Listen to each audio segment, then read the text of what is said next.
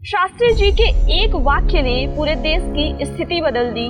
वो वाक्य था, जय जवान जय किसान। शास्त्री मतलब शास्त्रों का ज्ञाता। एक ऐसा प्रधानमंत्री काशी विद्यापीठ का, एक ऐसा छात्र जो देश का प्रधानमंत्री बना, दूसरा प्रधानमंत्री। शास्त्री जी का नाम आते ही हम भारतवासियों के मन में एक असीम श्रद्धा का भाव उमड़ पड़ता है। तलवार की नोक पर या एटम बम के डर से कोई हमारे देश को झुकाना चाहे, दबाना चाहे, ये देश हमारा दबने वाला नहीं। किसी ने क्या खूब कहा है कि व्यक्ति व्यक्तित्व से महान होता है और उसके कर्मों से उसका सम्मान होता है। नमस्कार दोस्तों, मैं रागनी राय। इतिहास के पन्नों से आज हम आपके लिए लेकर आए हैं एक ऐसे ही व्यक्तित्व की कहानी जिनका कद तो खैर छोटा था, लेकिन इनके कारनामे इतने बड़े थे कि इन्होंने पाकिस्तान छोड़ो रूस और अमेरिका को भी झुकने पर मजबूर कर दिया।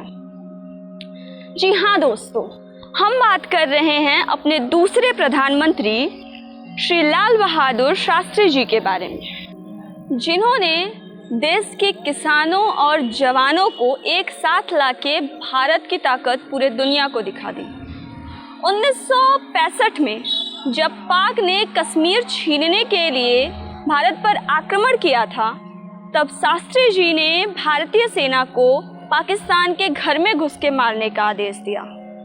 वो ऐसे पहले प्रधानमंत्री थे जिन्होंने अंतर्राष्ट्रीय बॉर्डर खुलवा दिया और हमारी सेना लाहौर तक पहुंच गई। कितनी ही बड़े मसले हों, फिर भी वे शांति के साथ रह सकते हैं। हमने बार बार ये कहा है कि पाकिस्तान के लोगों के साथ हमारा कोई झगड़ा नहीं है और हम उनका भला चाहते हैं। इस लड़ाई में भी हमने यही कोशिश की कि पाकिस्तानी फ़ौजी मशीन पर वार किया जाए। हमने पाकिस्तान के शहरी लोगों पर बम नहीं गिराए, हमने लाहौर पर गोलाबारी नहीं की, पूर्वी बंगाल के हवाई हमलों का भी जवाब नहीं दिया, हमने कराची पर भी हमला नहीं किया। गो कि पाकिस्तान के ज़्यादातर हवाई जहाज़ वहीं से उड़कर हमारे मुल्क पर हमला करने आते थे। अक्टूबर 1965 में शास्त्री जी के एक वाक्य ने पूरे देश की स्थिति बदल दी। वो वाक्य था, जय जवान जय किसान, जिसने पूरे देश को साथ लाकर खड़ा कर दिया। शास्त्री जी के सादे व्यक्तित्व और उच्च विचार यही है जो उन्हें न भूतो न भविष्यति की श्रेणी में लाके खड़ा करते हैं। यूं तो शास्त्री जी के कारनामों, उनके मूल्य और उनके मृत्यु के रहस्य पर बहुत चर्चाएं हुई हैं, लेकिन आज हम चर्चा करेंगे कि वाराणसी के मुगल सराय के एक कायस्थ परिवार में शारदा प्रसाद श्रीवास्तव के घर पैदा हुआ एक बालक जिसका नाम लाल बहादुर रखा गया था, वो आखिर लाल बहादुर शास्त्री कैसे बना। लाल बहादुर शास्त्री जी की यह विशेषता थी कि बाहर से वे अत्यधिक विनम्र दिखते थे, परंतु भीतर से चट्टान की तरह दृढ़ निश्चयी थे। जय जवान जय किसान का उनका नारा उनके इसी विराट व्यक्तित्व की पहचान है। दोस्तों, आज हम आपको लेके चलते हैं उसी काशी विद्यापीठ में जिसने शास्त्री जी को शास्त्री बनाया। स्वतंत्रता संग्राम में अपना अमूल्य योगदान देने के कारण काशी विद्यापीठ को क्रांतिकारियों की भूमि भी कहते हैं। वैसे अब इसका नाम महात्मा गांधी काशी विद्यापीठ कर दिया गया है। दोस्तों, आज हम यहाँ के अध्यापकों से चर्चा करेंगे कि जब शास्त्री जी इस विश्वविद्यालय में पढ़ते थे तो उनकी गतिविधियां कैसी थी, और शास्त्री जी से जुड़े कुछ यादों को ताजा करेंगे। काशी विद्यापीठ और शास्त्री जी के रिश्ते पर चर्चा करने के लिए हमारे साथ मौजूद हैं इतिहास विभाग के विभागाध्यक्ष professor Yogendra Singh sir. Sir Jananayak Chandrashekhar विश्वविद्यालय के संस्थापक कुलपति भी रह चुके हैं और विद्यापीठ के विभिन्न प्रशासनिक पदों पर कार्य करते हुए विद्यापीठ में अपना योगदान देते रहे हैं। सर यहाँ के पूर्व छात्र भी रहे हैं। सर से जानते हैं कि सर विद्यापीठ और शास्त्री जी का रिश्ता क्या? बहुत बहुत धन्यवाद आपको रागनी जी, आपने हमारे आज शास्त्री जी पर हमारा इंटरव्यू आप ले रही हैं। शास्त्री जी यहाँ के एक मेधावी छात्र है और इस विश्वविद्यालय के समर्पित छात्र है। और जिन्होंने न केवल विश्वविद्यालय का नाम रोशन किया बल्कि देश का भी नाम उन्होंने रोशन किया।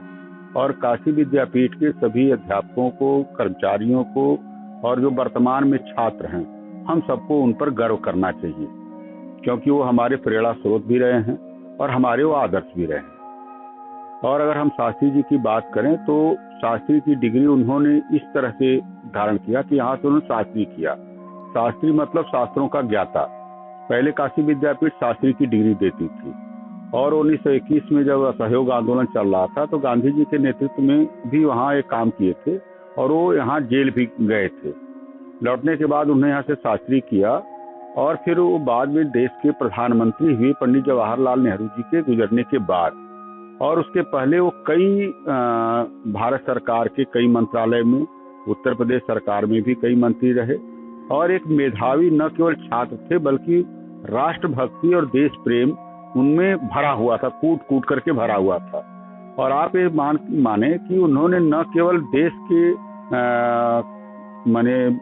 सैनिकों के लिए उन्होंने कुछ किया बल्कि इसके अलावा उन्होंने आप ये देखेंगे कि उन्होंने किसानों के लिए भी उन्होंने एक प्रतिष्ठा परक कार्य किया और उन्होंने जय जवान और जय किसान का नारा उन्हीं का। सर, क्या शास्त्री जी से जुड़ी चीजें या जुड़ी यादें आज भी विद्यापीठ में मौजूद है? काशी विद्यापीठ में लाल बहादुर शास्त्री जी के नाम पर एक छात्रावास है।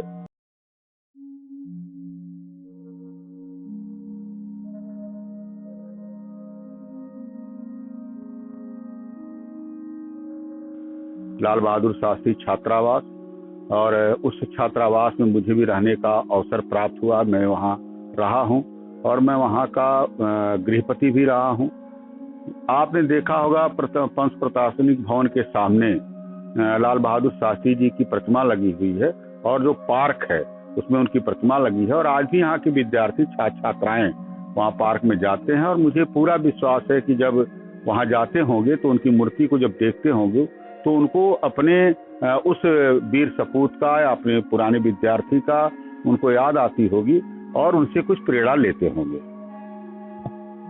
सर, प्रधानमंत्री बनने के बाद या उच्च प्रशासनिक पद पे पहुंचने के बाद क्या कभी शास्त्री जी विश्वविद्यालय आए थे? शास्त्री जी विश्वविद्यालय आए थे और ये बताया जाता है कि जो उस समय के लोग हैं, और यहाँ जब हीरक जयंती का ग्रंथ छपा तो उसमें भी इस बात का उल्लेख है कि शास्त्री जी उस समय प्रधानमंत्री थे, उसके बाद आए थे और मुख्य द्वार पर ही वो उतर गए थे गाड़ी से। और उसके बाद जो भी यहाँ उन्होंने यहाँ एक तरह से स्मरण किया इस संस्था का और उन्होंने उस तरह से व्यवहार किया कि जैसे वो यहाँ के स्वयं छात्र पहले रहे और बड़ी ही श्रद्धा के साथ। और यह बताया जाता है कि उस समय के उनके समय के जो कर्मचारी थे, जो चतुर्थ श्रेणी कर्मचारी जिनको चपरासी कहा जाता है, उनसे भी उसी तरह से श्रद्धा से नाम लेकर के बोल रहे थे। ये इस तरह से उनका यह अपनत्व इस परिवार के साथ दिखाई पड़ता है। न केवल अध्यापकों के, आचार्यों के प्रति उनका सम्मान था बल्कि यहाँ कर्मचारियों के प्रति भी सम्मान। मेरा जो कहना है कि जो चतुर्थ श्रेणी कर्मचारी थे उनके प्रति भी उनके मन में उतना ही सम्मान और आदर था, तो और उस आदर के साथ उन्होंने उनके साथ व्यवहार किया था और जिसकी बड़ी प्रशंसा हुई। सर, क्या वर्तमान के जो हमारे विद्यापीठ के छात्र हैं उनमें शास्त्री जी की छवि दिखाई देती है? वर्तमान संदर्भ और शास्त्री जी का संदर्भ दोनों अलग अलग है। शास्त्री जी जिस समय उनका विद्यार्थी जीवन या बाल्यकाल जिसको आप कहें, उस समय इस देश को आजाद कराने की लड़ाई चल रही थी, अंग्रेजों का शासन था। और आज का जो वर्तमान जो भारत है, यह वर्तमान भारत और एक लंबी काल अवधि का अंतराल भी है। तो स्वाभाविक है कि इसमें से लाल बहादुर शास्त्री का कार्य, लाल बहादुर शास्त्री का कार्य क्षेत्र और उस समय का अवसर वह दूसरा था, आज का अवसर दूसरा है। लेकिन जो आज के विद्यार्थी लाल बहादुर शास्त्री के चरित्र से, उनके जो व्यक्तित्व के गुण थे, ईमानदारी, राष्ट्रभक्ति, देश प्रेम, इनसे प्रेरणा ले सकते हैं और उनको लेना भी चाहिए। सर, हमारे दर्शकों को आप बताइए कि शास्त्री जी के जीवन से जुड़ी ऐसी कोई बात जिसमें विद्यापीठ से संबंधित हो। मैंने आपसे बताया कि काशी विद्यापीठ में वो आए थे प्रधानमंत्री के बनने के बाद भी, और इस संस्था से वो बहुत लगाव करते थे।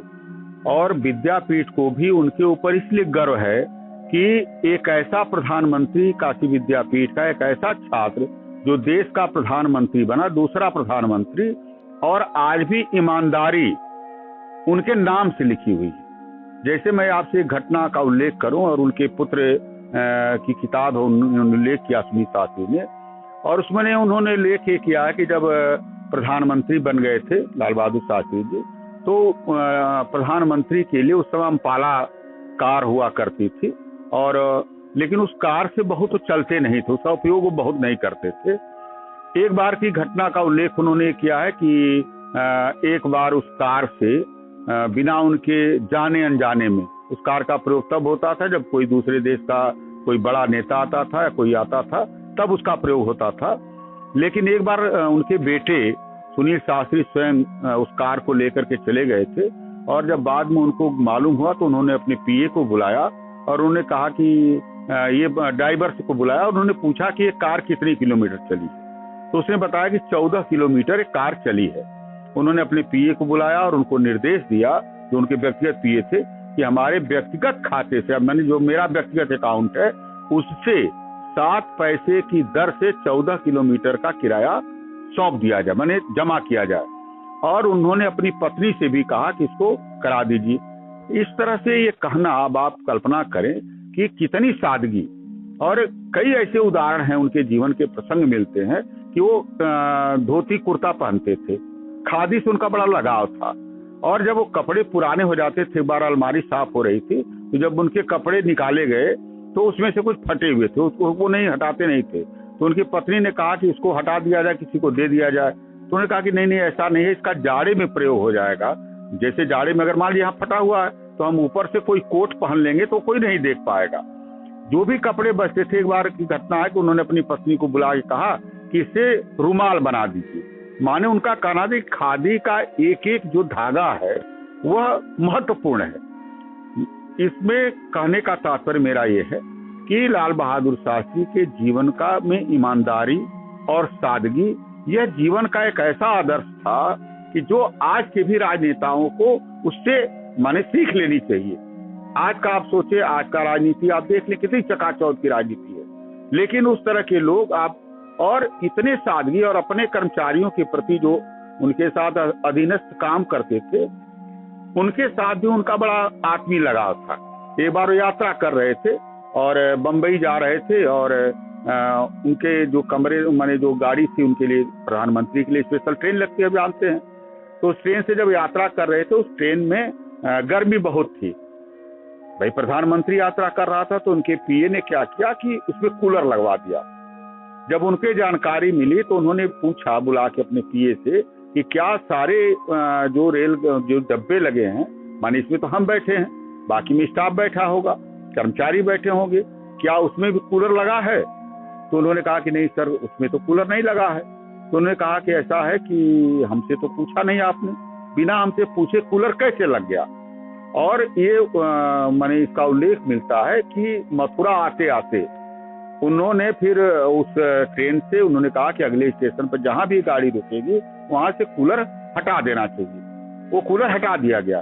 कहने का मतलब यह एक तरह का सादगी का जीवन, और उनको यह पीड़ा कि भाई जैसा हमको महसूस हो रहा है, उन्होंने ये कहा कि भाई हमको भी थर्ड क्लास में यात्रा करनी चाहिए थी। हम क्यों? जिसमें आम सवारी, और आपको मालूम है कि देश में, क्योंकि उनके प्रेरक गांधी जी थे। ये भी आप प्रश्न कर सकते हैं कि उनकी प्रेरणा कहाँ से मिली। तो उनकी प्रेरणा गांधी, और मैंने आपसे बताया कि काशी विद्यापीठ में जो जिसके संस्थापक श्री प्रसाद गुप्त थे, और प्रेरणा महात्मा गांधी ने ही दिया था इस संस्था को बनाने के लिए। और यहाँ के वो शास्त्री मेधावी छात्र थे, तो उनके जीवन पर गांधी जी का विशेष छाप था, और यह इस बात को दिखाता है। और गांधी जी ने भी पूरी यात्रा, आपको मालूम है कि भारत में अपने गुरु के कहने पर उन्होंने पूरे देश की यात्रा थर्ड क्लास के डब्बे में बैठ करके किया था। कर्मचारियों के प्रति उनका कितना लगाव था। उनके जो ऑफिस में जो कर्मचारी बैठते थे, तो एक बार की घटना ये मिलता है कि वो अपने ऑफिस में बैठे थे, तो माने उनका स्टाफ भी बैठा था, तो केटली उठा करके चाय बनाने लगे। तो उनका जो स्टाफ बैठा था, उनका जो पीए था, उसने कहा कि नहीं सर, ये स्वाभाविक भी था कि भाई प्रधानमंत्री और चाय की केटली माने पानी डाले तो माने उनके, तो उन्होंने इतना उस उत्तर से माने हम आप जीवन के लिए सीख मिल सकती है। तो उन्होंने कहा कि ये जहाँ जिस ऑफिस में आप हैं, ये ऑफिस मेरा है, तो यहाँ के होस्ट हम हैं, तो कप में चाय बनाना मेरी ड्यूटी है, माने नहीं। जबकि प्रधानमंत्री यह बात को दिखाता है कि ये संस्कार और यह बड़प्पन, और हम सब गौरवान्वित हैं कि हमारी संस्था के वह छात्र रहे, यहाँ के विद्यार्थी रहे। और 2 अक्टूबर को उनकी जयंती भी है। आज हम उनको श्रद्धा सुमन अर्पित करते हैं, उनको हम याद करते हैं और इन स्मृतियों में याद करते हैं। और आपके माध्यम से जहाँ तक हमारी आवाज अगर छात्रों में पहुंचे तो हम उनसे निवेदन करेंगे, आग्रह करेंगे कि हमारी एक ऐसी विरासत लाल बहादुर शास्त्री से कि उनके व्यक्तित्व से, उनके कार्य करने की शैली से, उनकी सादगी से, उनके राष्ट्रभक्ति से, उनके देश प्रेम से हम और आप एक ऐसा समाज का निर्माण करें कि जिससे भारत उन्नत हो सके और ये कहा जाए कि जिससे हम विश्व गुरु की कल्पना, हमारी जो परिकल्पना है, वो साकार हो सके।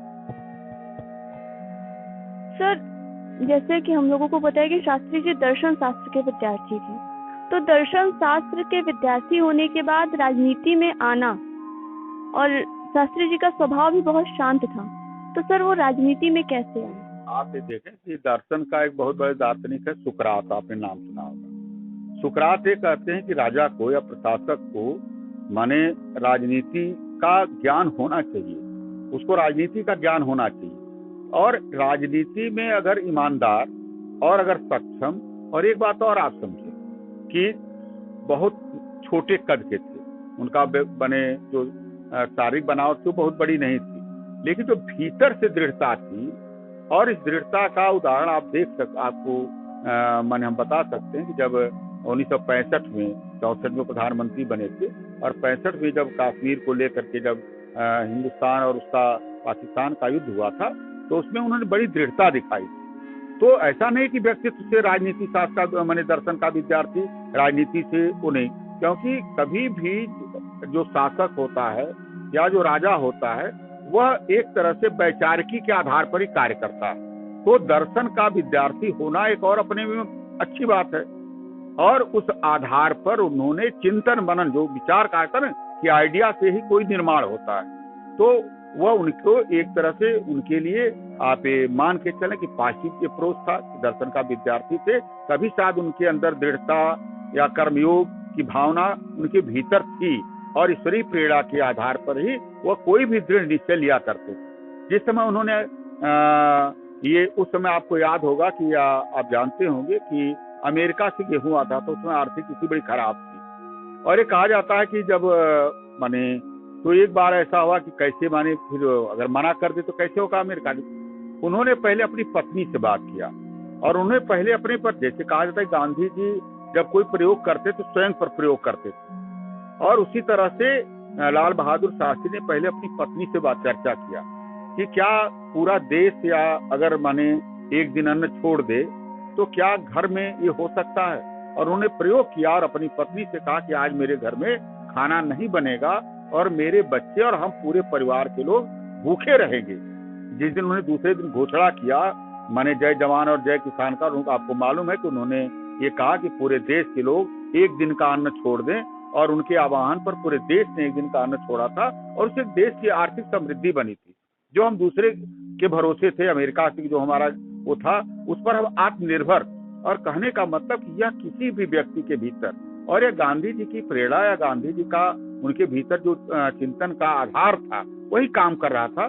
क्योंकि आपको याद है कि गांधी जी भी जो कार्य करते थे तो पहले वो स्वयं उस पर प्रयोग करते थे। और कहा जाता है कि आप लोगों ने सुना होगा कि एक बार क्योंकि गांधी जी को महात्मा, तो उनकी बड़ी प्रसिद्धि हो गई थी। गांधी जी एक गांव में गए थे, तो वहाँ एक गांव का किसान माने अपने बेटे को लेकर के गया गांधी जी क्या किस्सा मिलता है, और उसने कहा कि बाबा ये बहुत गुड़ खाता है। गांधी जी बहुत लोग बैठे थे तो सुन रहे थे, तो उसके बाद उन्होंने कहा कि बाबा इसकी बड़ी सबसे बने, तो उन्होंने कहा कि बाबा ये गुड़ बहुत खाता है। तो उन्होंने कहा अच्छा गुड़ खाता है, ठीक है, फिर अपना 1 हफ्ते बाद आइएगा।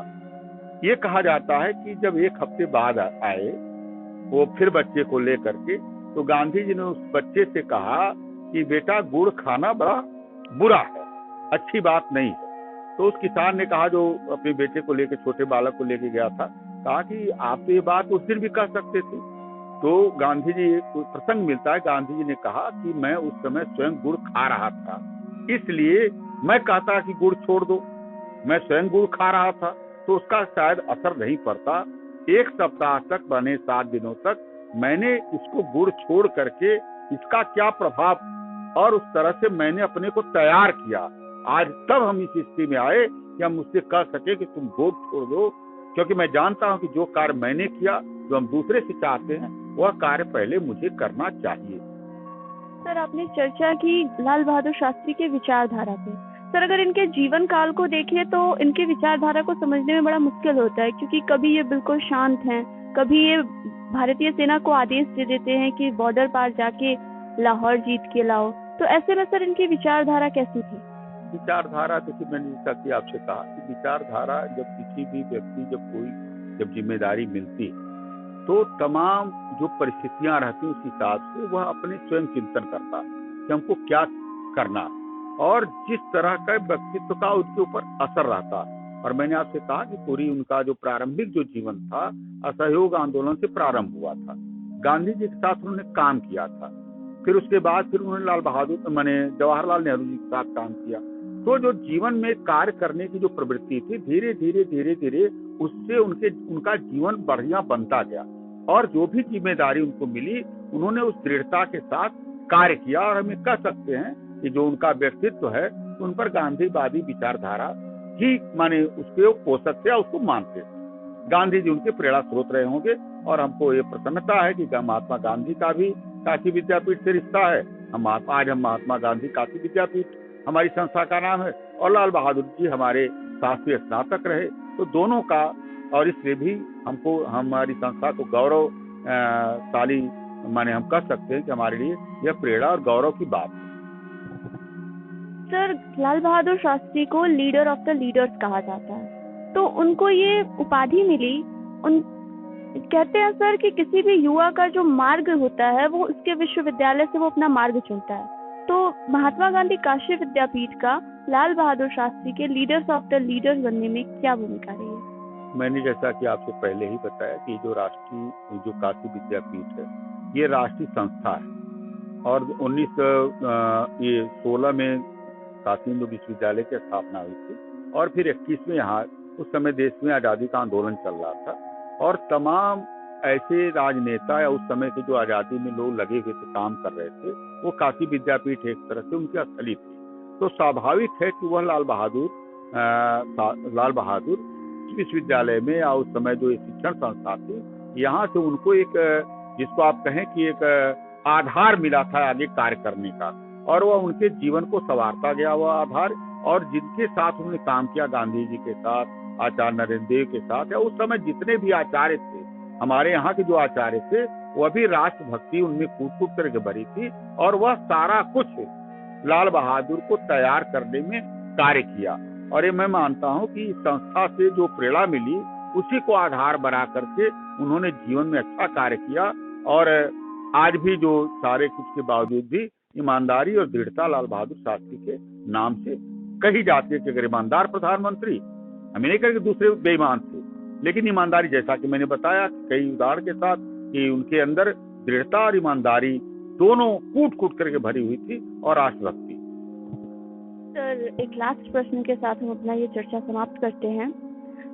वैसे तो आपने उनके गुणों पे काफी सारगर्भित चर्चा की, लेकिन फिर भी ऐसे कौन से गुण थे जो सिर्फ और सिर्फ आपको लाल बहादुर शास्त्री में ही देखने को मिलते हैं? वह सबसे बड़ी उनकी जो यहाँ पे कहने व्यक्तित्व का जो विशेष गुण था, वह ईमानदारी। और एक ये भी हम कह सकते हैं कि उन्होंने उस समय जो देश की परिस्थितियां थी, उससे तो नहीं, लेकिन पीछे की उनके संस्कार, और उन्होंने ऐसा उनको तैयार किया, और जीवन भर वो ईमानदार रहे, और इस स्तर तक ईमानदार रहे, जैसा कि मैंने आपसे बताया कि, और ये भी उदाहरण मिलता है कि जब वो रिटायर हुए, जब वो प्रधानमंत्री पद छोड़ी, तो उनके पास भी एक, कभी आपने भी देखा होगा, एक फिएट कार थी, जो कहने का मतलब प्रधानमंत्री के पद से हटने के बाद भी।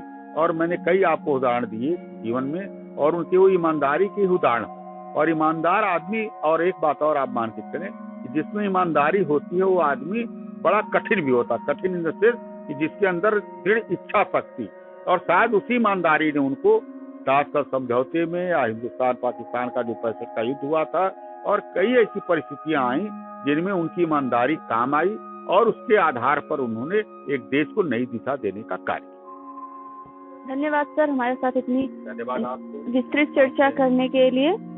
बहुत बहुत धन्यवाद आपका कि आपने मुझे यह अवसर प्रदान किया। आपको और आपके चैनल को बहुत बहुत धन्यवाद। अपनी कोशिशों में, अपने कामों में तनिक भी ढील नहीं आने देना है।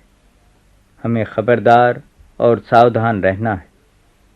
जो भी संकट या खतरा अपने मुल्क पर आवे, उसमें हर स्त्री, पुरुष, मर्द, औरत और बच्चे को अपनी जान की बाजी लगाकर उसका मुकाबला करना है।